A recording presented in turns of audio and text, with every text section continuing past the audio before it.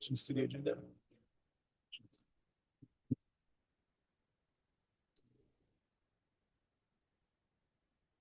So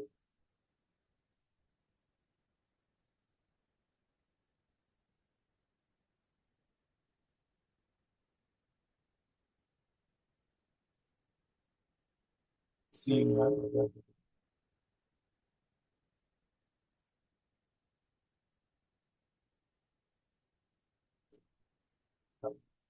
Six, eight. Consider accepting the wastewater rate study and directing staff to issue Proposition 218 process to set maximum wastewater rates for fiscal year 2027 through 2031. With that, I'll pass it to Paul for staff presentation. Thank you, Chair Williamson. So first of all, thank you all for being here. I know a special meeting is always hard to get to, particularly in the middle of the day like this. So we'll try to be as brief as we can. We'll have a short presentation building on the ones that we've had thus far. And as you know, is it up yet? Oh, could you please just put it up? As you well know, we are here to try to move forward with a Proposition 218 process as our existing one is at the end of its life. So we are hoping at this point that you'll accept the wastewater rate study that you have before you, of course, with some non-substantive changes that may occur after some additional legal review, and then direct staff to move forward with a Prop 218 process, setting the maximum increases over the next 5 years. And it is, we're requesting a 5-year Prop 218. A Prop 218 can be anything from 1 year to 5 years. With that as a backdrop, I would like to introduce Chris Fisher with Wildan.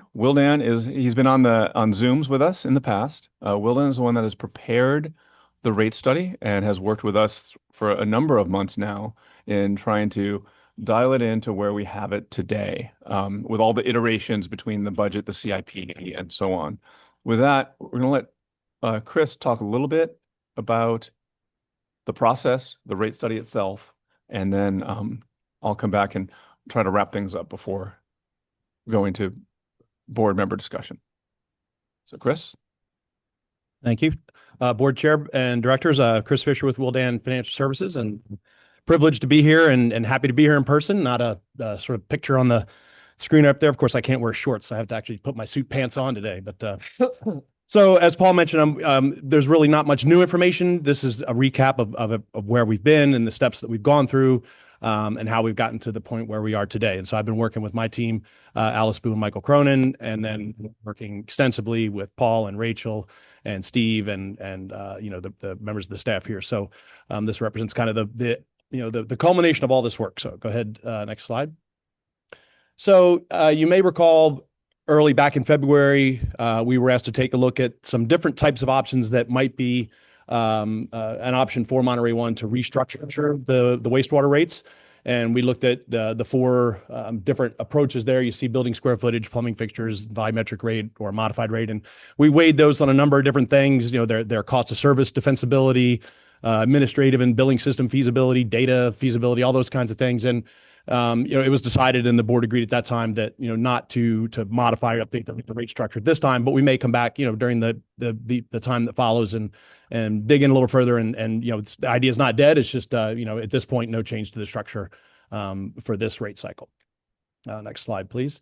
So the rate structure is really broken down into 3 components or 3 phases. The bulk of the work and most of the lifting being in the financial plan, the first kind of circle you see there. And that's where we gather a lot of data, the maintenance and operating budgets, the capital plan, fund balances, historical expense performance, and audited financials, all that kind of stuff, and incorporate that into a comprehensive model and financial plans so that we can determine the amount of revenue that's required for the utility to meet its financial objectives, have the money to operate and maintain the system and build capital projects and all those things.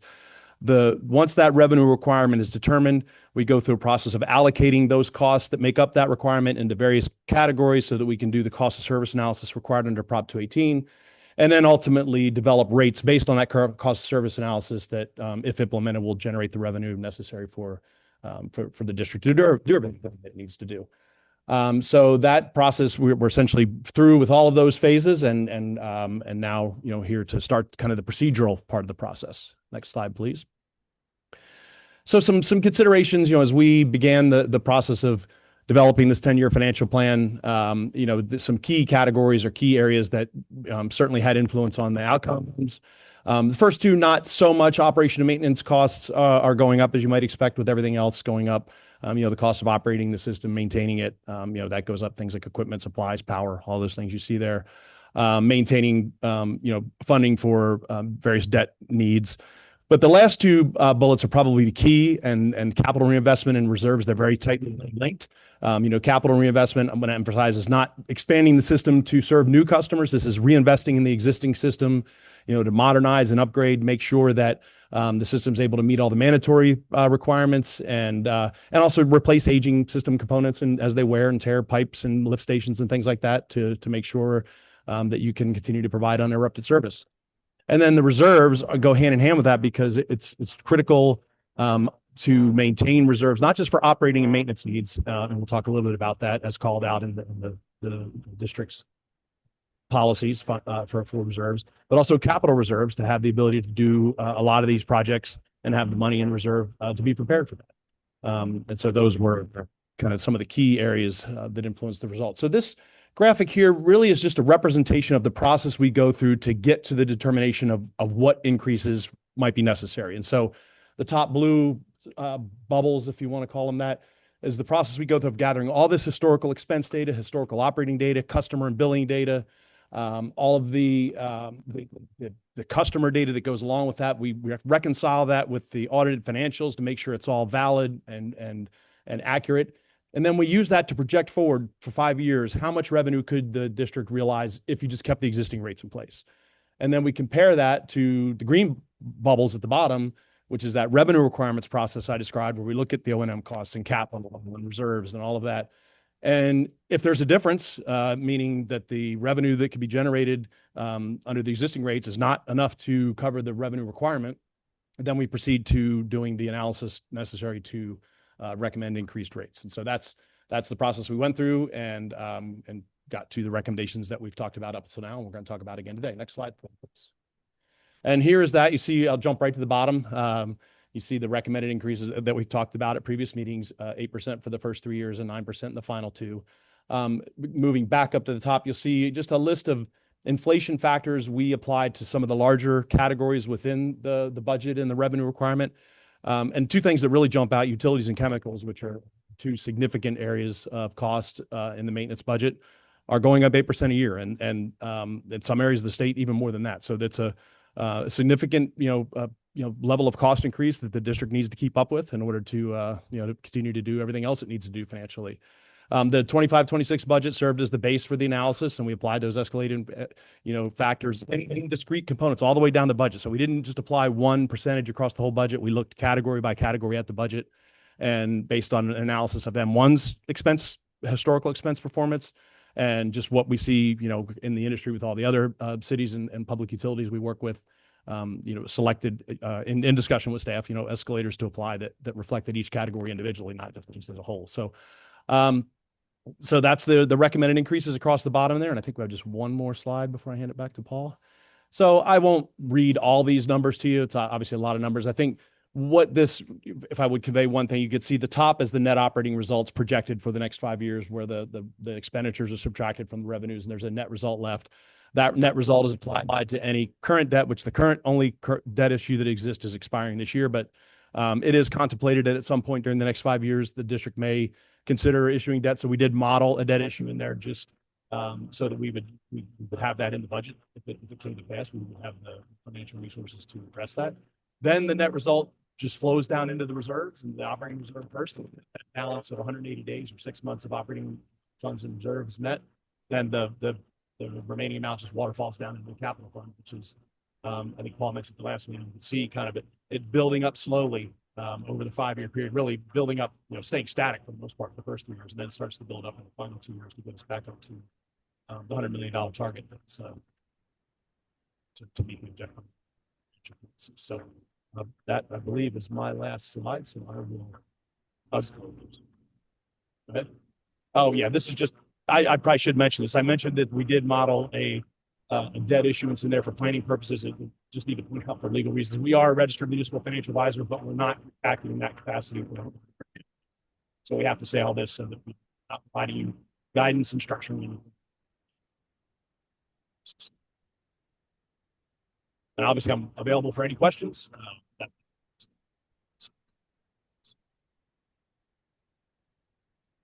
So obviously their rate model is predicated on is our budget. Also, there's a couple assumptions that I think care of as I'm going to go. But what about you? When you're assuming you need to start paying down debt, that's a substantial. Right now, we're confident in what we've provided with, but things have been changing at the federal level substantially. Should stay on top of it, but that's one of them. Certainly, construction costs. All of your cities and districts do construction. You've seen the ebbs and flows, certainly after COVID, and how much construction costs are going up. Engineering, job, escalators, and so that's something that they're based on engineering record recommendations. Renewable natural gas sales, as you know, later this year, bidding energy project, which is assumption later on about revenue. Again, have to treat that as one of those variables. Develop our budget.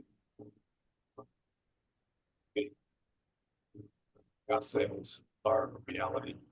And then, of course, as Chris mentioned, we assume a bond issuance, potentially state revolving projects that are further out. Really don't have that. So there are some assumptions built in. Want to touch on, there was a question last time, 5 years ago when we did our last problem. It was the assumption on capital. We have to hit that assumption. And there was an assumption of over the 5 year period doing a little over $69 million in projects in those 5 years. What was actually done, although not tracking it specifically, we're actually going to do about $70 million. So over the 5 years. So I also think that I've had some questions on doing $540 million in 10 years. That's a lot of projects. It's a lot of investment into our infrastructure. But I think the difference between where we were, 15 years ago versus now is that more structured approach to CIP and bundling larger projects together so we get some efficiencies. So I'm entirely confident that with the engineering resources and staff we have, continue to be on mark there. Second thing I wanted to mention, budget. Obviously, Lawrence and all of the staff, the first go around, once I looked at it, and based on what we were seeing build down, it was going to be really tough without much larger increases. Oh, sorry. My bad.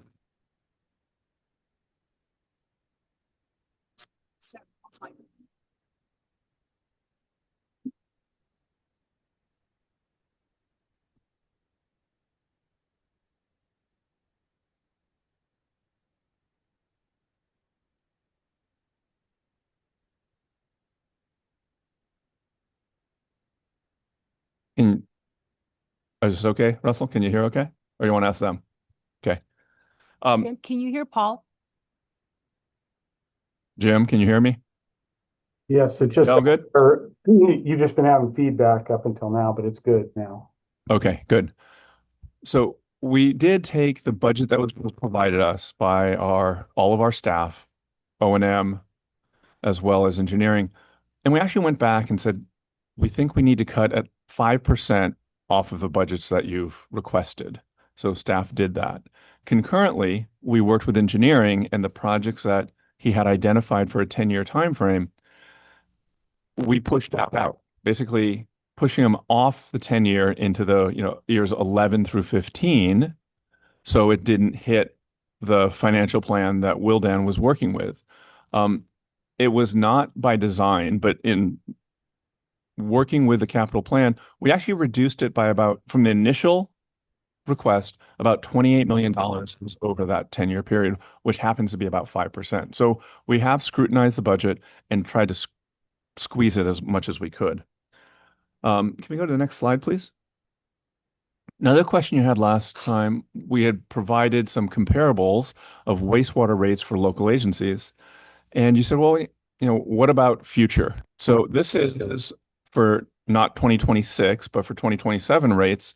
What Rachel and her team have found is there are, it looks like pretty much all of them have their rates in effect through 2027.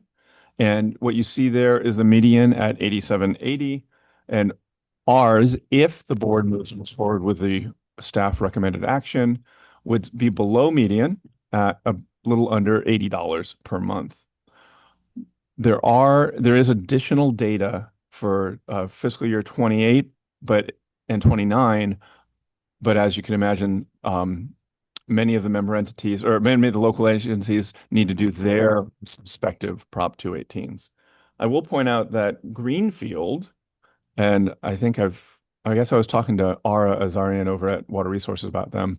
They've actually done a Prop 218 last year where they have a 9% rate increase every year for the next 5 years. Hence the reason you see them being a little above the median right now.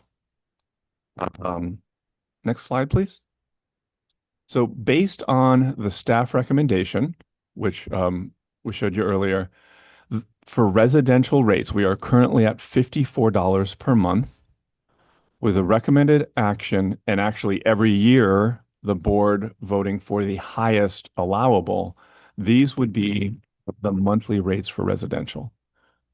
Also, as I mentioned, even with this action, every year we would come back to you with those specific information on that year's budget, and the board would make the determination whether you go to that upper limit or something less. So 5 years out, we would be at $79.37 if the board enacted the maximum each year. Next slide, please. Okay, so next steps. Certainly, what we would like today is for you to ask any questions or have discussion regarding the rate study, but ultimately accept the rate study. And I believe the action is with non-substantive changes based on some legal counsel info. Initiate the Prop 218 process. The reason being, there are timeframes, as you all know, associated with Proposition 218. So our staff needs to get moving on the notice and then mailing that to our 65,000 customers starting May 8th. We will have 2 information sessions the first week in June, one in Salinas, one in Marina, if there's any other questions. And then ultimately we will have the public hearing and the ability for the board to move forward on whatever rate increase and or approve our budget on June 29th before the end of this fiscal year. So that's sort of the steps we have in moving forward. So at this point, the staff recommendation is to accept the wastewater rate study and then direct us to initiate that Prop 218 process we have the recommendation that I showed you on the rates and the 5-year, but I know there was many discussions on options. So with that, we can try to answer any questions you may have. Perfect. Thank you both for the presentation. Any questions from the board, please? Put slide 8 up there, please.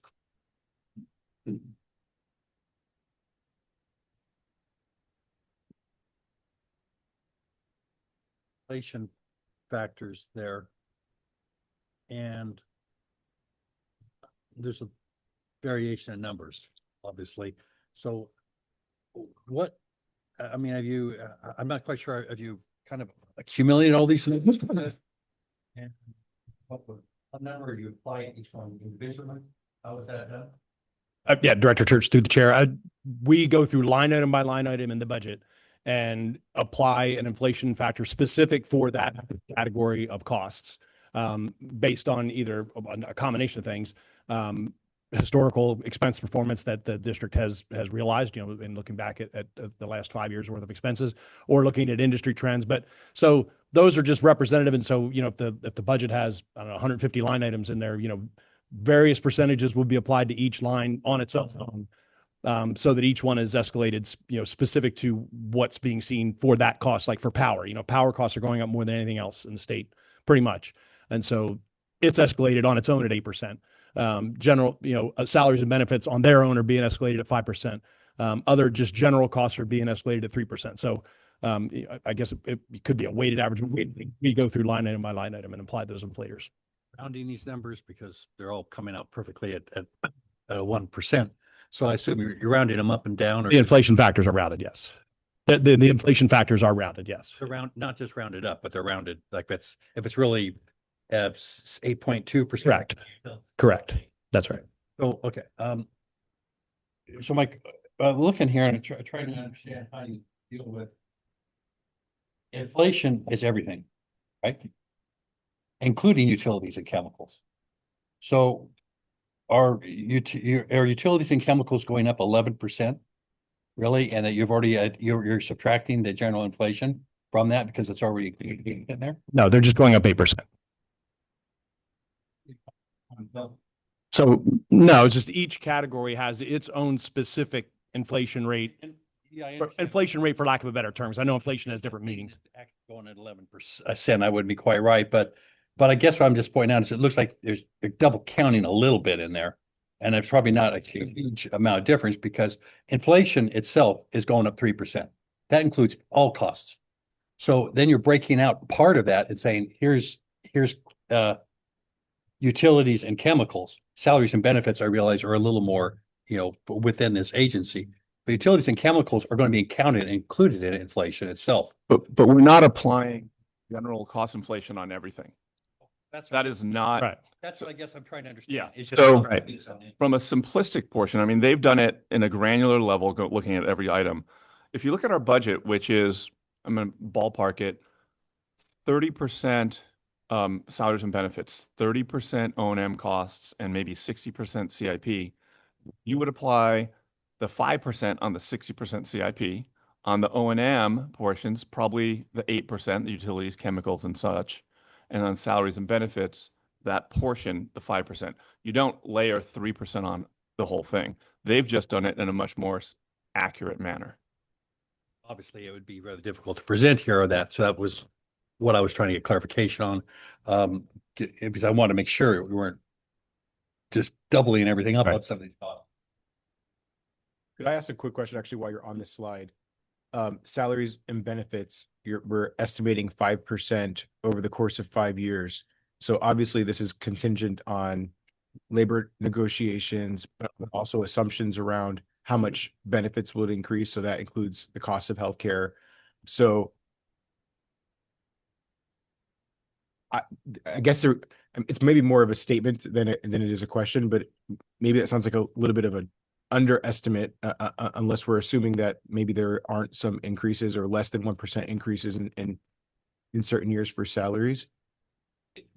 You're right, Chair Williamson. It's probably under, and in addition to what you said, just labor negotiations, healthcare expenses, there's also, frankly, the turnover that we have been seeing with a significant amount of retirements. When you bring new people in, they normally start at the bottom of a scale, and then there are increases over the time. That has to all be reflected in that 5%, which is probably light, but I think it's justifiable in looking at what industry has done over the last 20 years. On this same slide, I see it says analysis identifies need to increase customer rates to provide reliable service and meet fiscal obligations. Is the is the annual revenue adjustment for wastewater service, that little graph that we see at the end, at the bottom here, is that what we need in order to provide the reliable service and have a healthy budget? Those are the aggregate levels of revenue increase necessary to meet all those financial obligations and do the capital projects to maintain the reliability in the system and replace aging components. So all of that holistically together, those are that 8%, 8%, 8%, 9 and 9. Those are the level of increased revenue necessary to meet all of those needs. Have we considered what lower numbers would look like, or We went through, and Paul may jump in here, but we went through many iterations with Paul and Rachel and Steve and Matt and the staff of looking at lower percentages and how that would impact the results. We even started with higher percentages and just tried to hone in on where there's always trade-offs, right? If you lower the level of increase, then the reserves may not be fully funded, or you may not have the money for capital projects that you need, whatever. So we tried to find that balance in the middle that best met the needs of meeting all the financial obligations that were projected over the 5-year period, including all the things I mentioned, capital and maintenance and operations and all those things, and trying to keep the rate adjustment or the revenue adjustment minimized to the best extent that we could. are there projects that can wait that would not be harshly impacted? Because I'm assuming this is sort of like in a perfect world wish list of what we wanted to do and all the projects that we want to accomplish. So specific to capital, it was not a perfect world. That was we reduced it by $28 million already over that 10-year period. Could we reduce it more? Yes. What are the impacts of it? Well, if you look at the project list, the 42 projects over the 10-year time frame, many of the bottom ones, which I've been in this position where you're pushing them off this plan. So we're going to push them to years 11 through 15. A lot of those are pump stations, interceptor condition assessments and work, primarily out in the collection system. So as they sit right now, it's 9 and 10 years till we would get to them. So if we continue to push them off and it's 15 years, our own O&M staff would try to keep the wastewater in the pipes in many of our facilities, which are past their existing useful life. So when it comes to level of service, it truly is just trying to keep things operational and reliable. The further we get out, obviously, the less reliable it is. But I'm not saying it's not possible. And the other thing I would add to that is we did look at some scenarios. Capital is you notice that last thing, we have applied a 5% escalator to capital projects, and that's probably very conservative. The cost of capital projects goes up. The longer each year you put it off, the cost of that project is going to go up at least 5% and probably more than 5%. Matt could probably be better at that. So that's another trade-off. If you push that project out 5 years, its cost may be 25 to 30% higher than it's currently estimated at. So it's just another trade-off that we did look through modeling some scenarios on that as well. I have a question. So in terms of the capital projects that are coming, I know that we are going to be, in terms of debt service, we're going to be pretty much cleaned up this year. And then it looks like, by the time we get to year 3, it's going to, go up to 3.1, and then finally on the last year at 9.5. So some of these projects, they're going to include shared benefits between maybe SVRP and also pure water. So if they do, how is that divvied up in terms of how are those costs allocated towards each individual fund? Okay, so first, just to point out the debt service so everyone knows, we have existing debt service, which is being paid off this year. So as Kent pointed out, we have debt service of a little over 2.1 million right now. That's going to be zeroed out, which is wonderful. But as he pointed out also, we're expecting to have to do a loan or bond issuance in 27, 28, and then another one probably in that 30, 31 timeframe, which increases our debt service to that $3 million and then ultimately $9.5 million in year 5. Those are some of the variables that we're going to have. We got to see what it's really going to be. In terms of sharing of value of these projects with Water Resources Agency and or Pure Water Monterey. Matt can certainly talk to it a little bit more, but the projects that are going right now are specific for the treatment plant. And what I mean by that, the electrical around the treatment plant, we have to do it for just the wastewater customers. We are trying to make it flexible where we can tie in pure water and tie in SVRP. When we look at the solids handlings project, that once again is purely the wastewater fund. And it's not on the 10-year, but if we go a little further out, we've been talking about the treatment plant master plan, which is frankly the big dollar item in the next 15 years. Much of those expenditures start in year 9, 10, and beyond. There will be an ancillary benefit to the 2 recycled water projects in better, more consistent water quality. But we're doing that specifically just for the treatment plant and anticipating regulatory changes where we need to do stuff just to meet our permit. So when we get to that point, we can certainly go, hey, Water Resources, we think your treatment costs are going to go down. There's a benefit to having more consistent water going to you. Maybe there's a sharing of costs, but we're doing it with the anticipation of the State Water Resources Control Board and the Regional Water Quality Control Board mandating some level of nutrient removal. But that's a great point, Kent, and we can look at that a little more specifically and provide information when Matt does an update on the master plan at the April board meeting, and maybe you can just weave some of that in.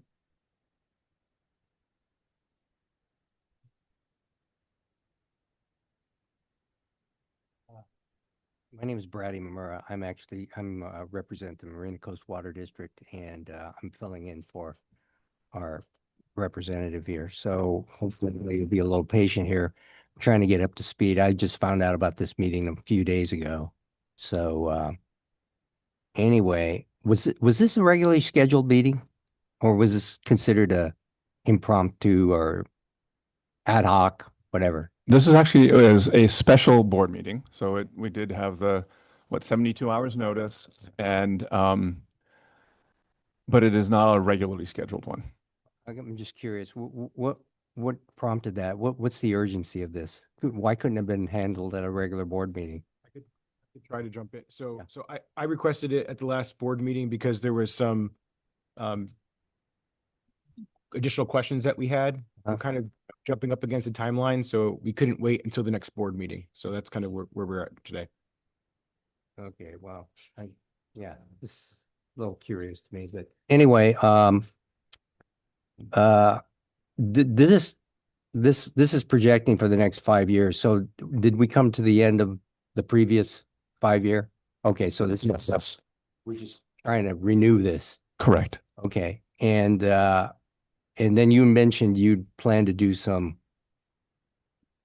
out in the community to get them familiar with that, but Yeah, so we do have some outreach happening in terms of mailers to all of our customers, all 65,000 customers. I've been going around to each of our member entities and doing presentations. I think I got bumped at Marina Coast, but we're scheduled in May.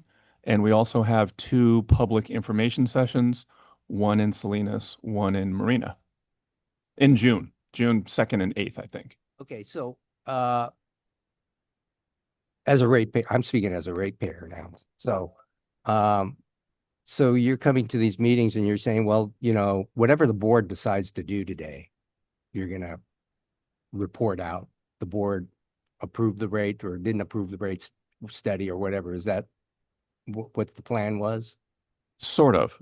So what we're hoping the board approves today is moving forward with a Prop 218 process, which then allows notices to be sent to all our residents that they can say, hey, we don't think this is valid. We don't want this. And trying to answer any questions that people may have on why we're doing this and what their rights are in moving forward with the Prop 218 process and ultimately the public hearing, which will be here June 29th. Okay, well, again, I don't want to woulda, shoulda, coulda, but I would have liked to have seen that outreach to go and say, we're proposing, we're looking at probably a rate increase rather than to come in and say, you know, the board approved something already. And so I don't understand. So the public input, what significance would be the public input be at that point when you're having these meetings? It's basically telling them this is the way it's going to be. Is that? Well, no, it's not the way it's going to be. The board will always vote on the rate increase every year. So the rate increase will not be voted on until June 29th, after the public has the opportunity to So mail in. they still have the opportunity to voice their concerns about, oh, I see Absolutely. where you're headed, Yeah. et cetera, et cetera. Okay.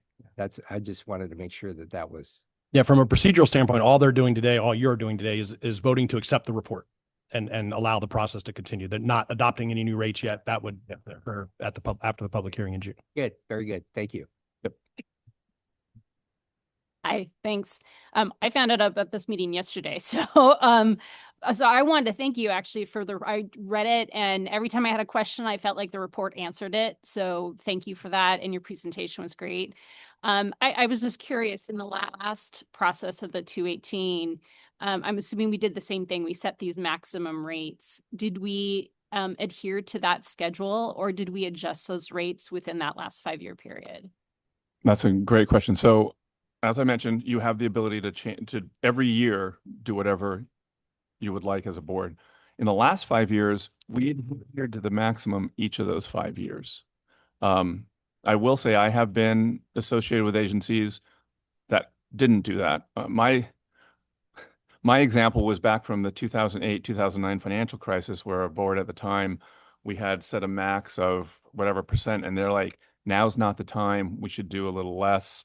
Chris certainly brought up examples during COVID when a number of entities also didn't increase to that maximum. So we have not experienced that in the last 5 years, but that is certainly something that happens periodically. Yeah, well, and I will say, when I opened this up, I was a little shocked, but hearing your report and understanding that you've already kind of constrained the budget as much as you can to, to reflect these increases, and understanding that there are financial assumptions that you're making with this that could sort of change things as we go. So, yeah, thank you. Thank you. Other questions? All right, seeing none, we'll go ahead and open it up for. I was just gonna say one the comment before I comment.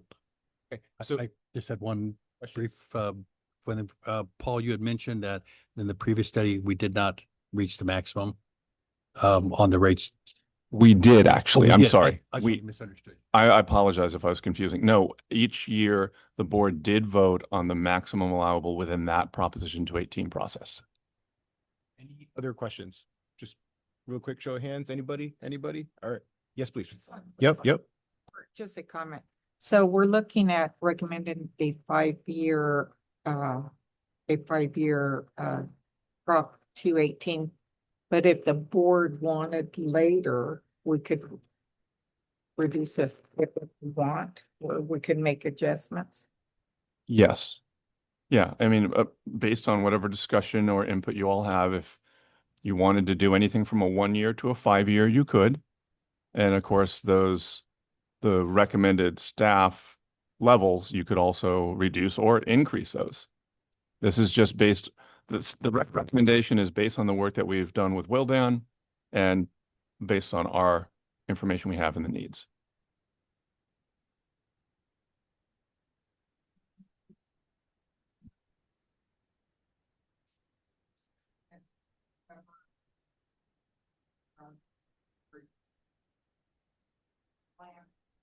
Yes.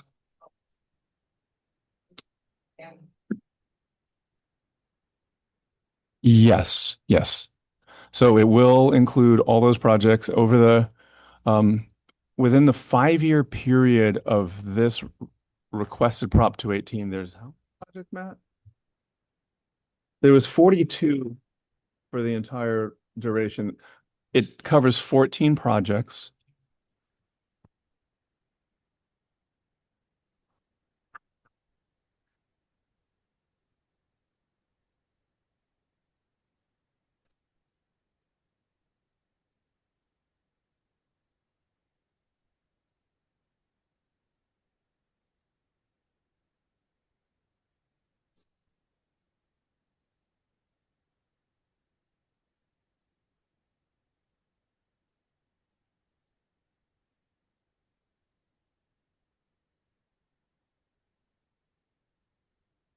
The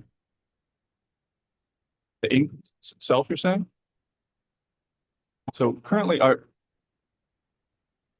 oh, I'm sorry, no, I think what that was where our reserves are going to be. We're trying to keep them in that range based on our budget, the board reserve policy, and the need to make sure the fund is reasonable as we move forward. When you guys speak, make sure you pull your mics in front of you. We'll be able to comment. Yep, when we come back from public comment, we'll do comments. All right, with that, let's go ahead and go out to public comment. So for folks on Zoom, use raise hand function. Anybody in chamber wish to speak on this?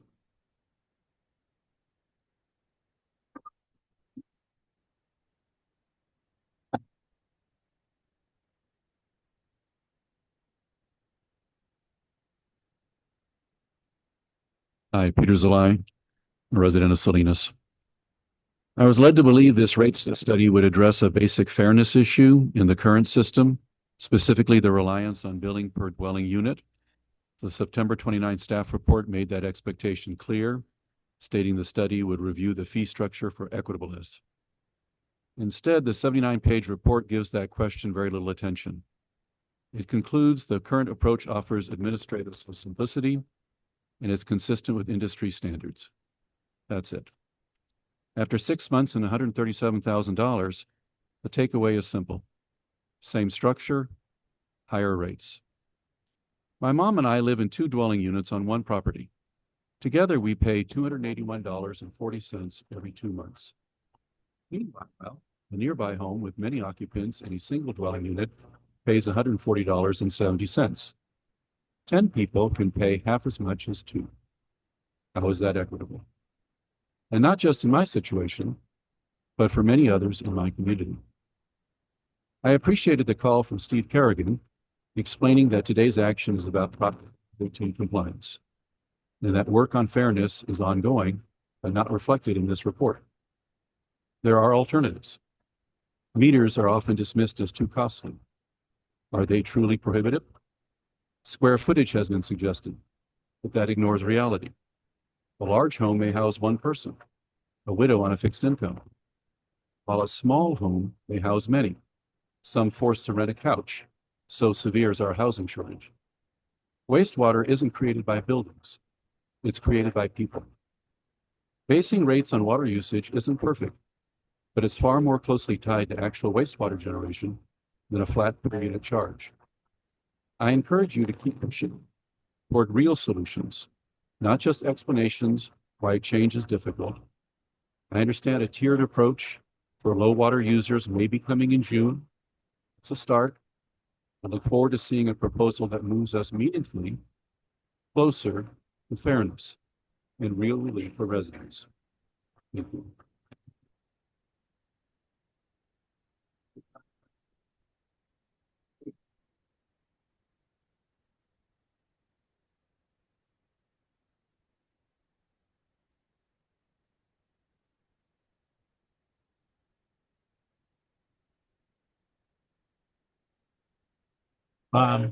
Well,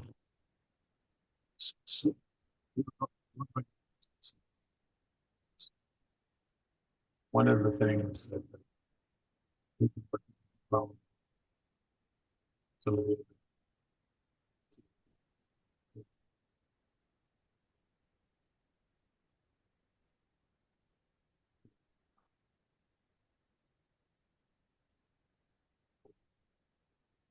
players, project, sufficient clarity.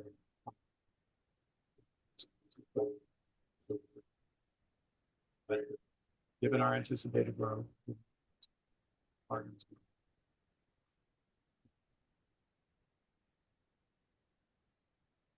I mean,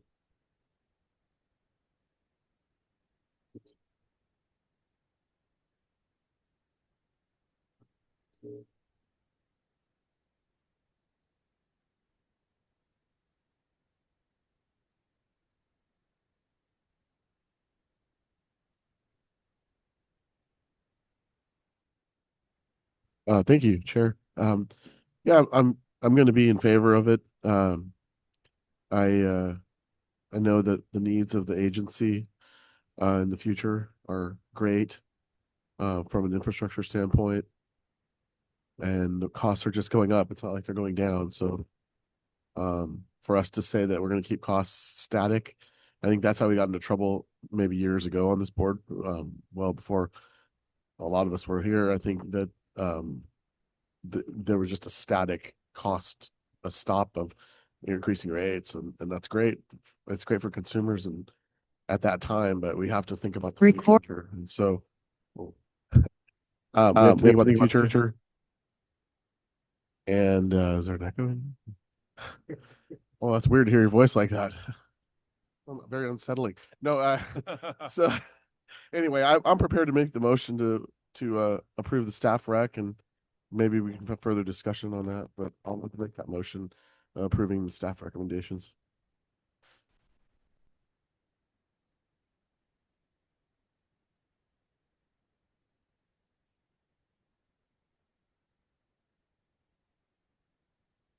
Back over to Mayor Donahue a little bit.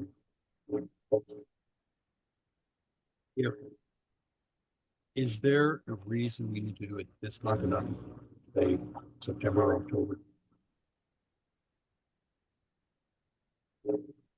So the reason we tend to do it this month is it aligns with our fiscal year. So whatever the new rates would be come in when you approve our budget, so we know what the budget's going to be moving forward. And it's just from a financial perspective, it's a little easier. Also, always aware of the customer, instead of having mid-year increases or not, that they start July 1. Working July 1 backwards, or actually June 29th, because of the rate hearing of the regularly scheduled board meeting. We need those 45 days for everyone to have the opportunity to comment, and of course, the mailing and so on. So we've worked our way backwards to this point, and hence the reason for the special board meeting.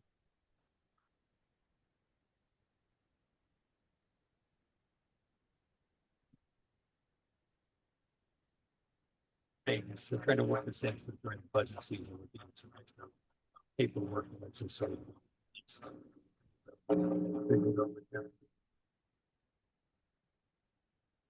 Yeah, and I guess we also felt. I guess we also felt that that is unsettling.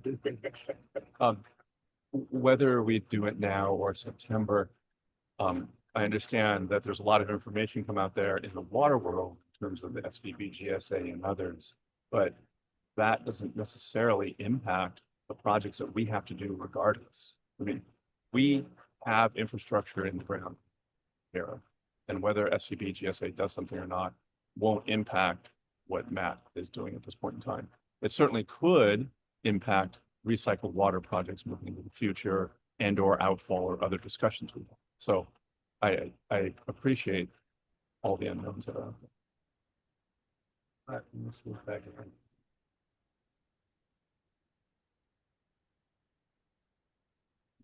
Rates. Find out the changes in water projects, changing things. We don't have to go into. Yeah, and I wanted to point something else out is, you know, I was using the economic downturn in the 2000s or COVID. There's also the positive end of things. You know, if we happen to get a large amount of grant fundings, if and when they become available, that would also change the rate study itself too, which we would plug those numbers in and modify it and bring it back to the board. But yes, there is that opportunity.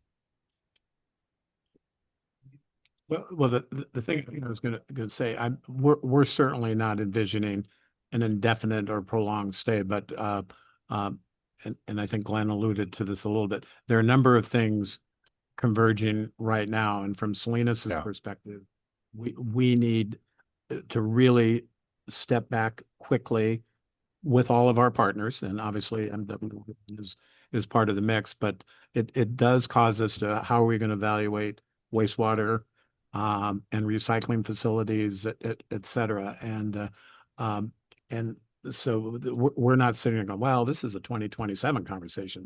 That's not what we're saying. But I think to Glenn's point, there is, we understand what we're saying as a city, given our anticipated growth, the need of business partners and then our agency partners, that this needs to be looked at in a pretty timely fashion. So, and we fully understand, I look at the city of Salinas and municipal corporation, that means we all own it. But we always, well, do we have to repair the roof right now? And given all of the other elements that are going on with water, just the timing right now, we're not saying not ever, but we think we need to, to hit the pause button for a couple months. So that's the spirit in which I offering or our position. So I'm kind of torn just because it is a large jump by the time you understand the projects put in place. And I understand these types of projects, possibly consulting fees and whatnot. They just keep on.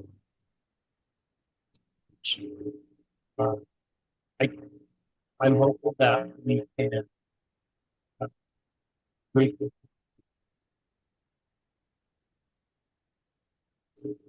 And we're gonna take some grant funding available. I do appreciate that public comment, because I really feel that it is, I understand administratively, it's a real tough deal to try to get really granular these charges, but at the same time, there's a lot of people, they're getting wrong into the state. So I would hope that we would come up with some more solutions down the road. So that's about it.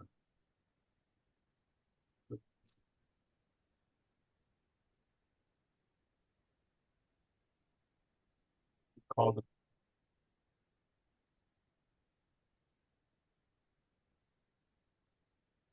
As we probably going to go for this, I think, because I do think we can look at it every year, and we need to look at it really, really firmly. There are a lot of things up in the air right now, but I realize there is a lot of infrastructure here. There, keep that in mind. And I'm doing it with the openness that we're going to look at these rates every year, really, really critically, and because there are projects that might be coming up that could change things, and maybe grants and other kind of funds coming in, but I wish the timing was a little different, I will say, but I understand the need. And we need to have multiple maximum flexibility, I should say. I'll close this out and then I'll call the question. This is never an easy conversation. We're asking people to pay more. And I know that there's probably a desire, particularly for those of us that are elected, to want to throw a bone to our residents and try to keep rates stable, keep them low. And I think I think staff has done a really great job of finding that balance. I think Paul said that they found, was it 28 million in cuts from the original, what was originally offered by staff. So I appreciate the due diligence in scrutinizing the budget and making sure that we're presenting something that is reasonable.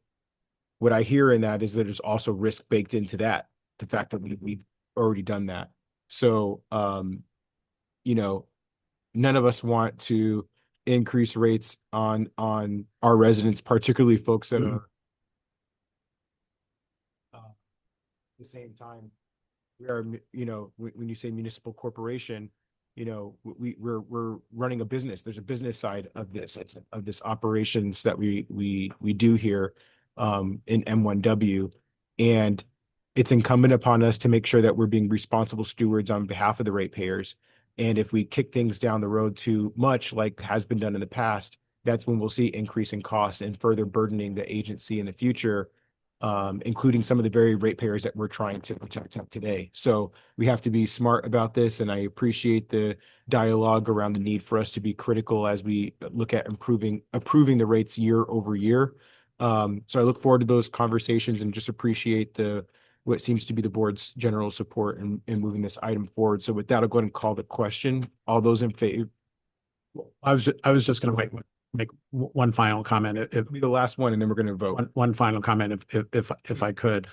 I hear exactly what you're saying, but given this, and I'm comfortable. I think I understand where the tone, where everything's going.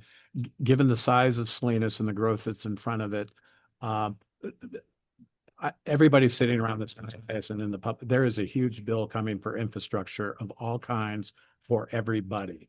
And our position is really based on a quick look, because we think this conversation has to play out fairly quickly at, are there some integration possibilities that do realize either more efficiencies or better savings? This isn't a political sidestep, because publicly we would all be irresponsible if we didn't look our constituents and residents in the eye. Go, there is a big bill coming for infrastructure of all kinds. But like I say, this is not a sidestep, because you're right. Because when I say on this board, we do have to think, but representing Salinas and its percentage of the residents, and I appreciate the comment that was made as well, and it is a particular concern in our community, as it is all communities. But I just want, in terms of backdrop, it's because of our size, because of what we anticipate in happening. Right now, this is our timing, a final look. So that's all I would say. I want to clarify for you, Mayor. My comments weren't directed. I knew that. I understand, you. but And I completely recognize the situation that Salinas is going through.